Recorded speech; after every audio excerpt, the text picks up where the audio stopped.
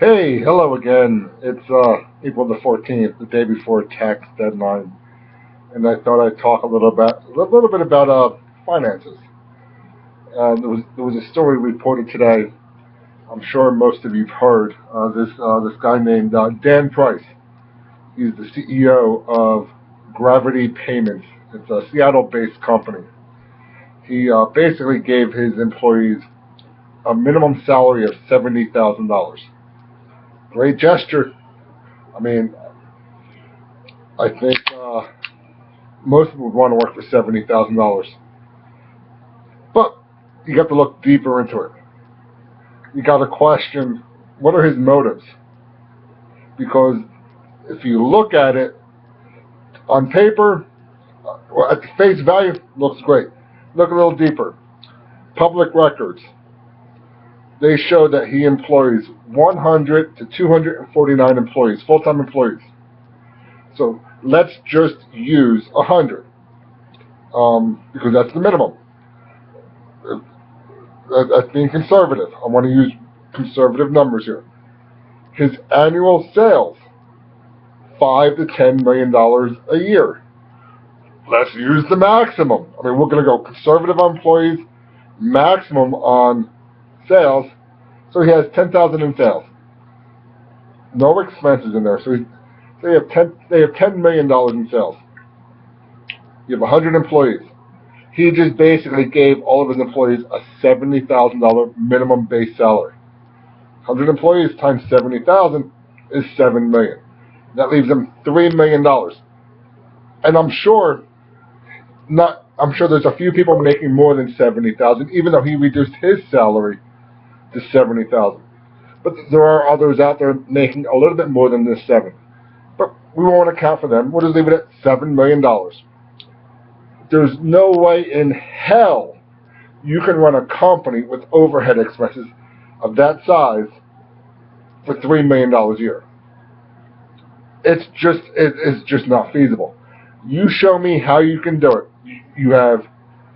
He's got a building. He has all kinds of computer technology. He's running a credit card processing company. You got to have all kinds of security software. You got to have all kinds of firewalls up. You got to have all kinds of just data protection. It just doesn't make sense. So there's something else to this story. And my opinion, here it is. Recently, the city of Seattle raised their minimum wage to $15 an hour. Again, keep in mind, this Gravity Payment Processing Company is a Seattle-based company. They process credit card payments. Their clients are small mom-and-pop restaurant-type businesses that accept credit cards. Well, these businesses are closing because they can't afford to stay open. So he's losing his clients. I posted this on Facebook. He has one option that has basically two outcomes. An influx of cash to his employees who actually live in the city, so they can go out there and they can spend their money, and hopefully others will spend money. But even though only employing 100 people isn't really going to be a huge influx of cash, what I actually think is going to happen before the end of summer is he just now, on paper, he looks great. Oh, this is the best guy to work for. He looked after us. I think the company goes under. The company goes out of business before the end of summer. He relocates, maybe to Spokane, maybe to Olympia.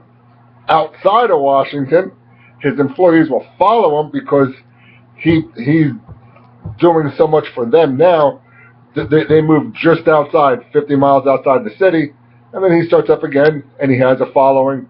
And again, that's my opinion. I guess in 5 or 6 months we'll find out. But if that does happen, you heard it here first.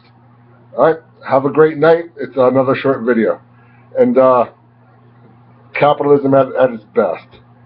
Sweet dreams. God bless.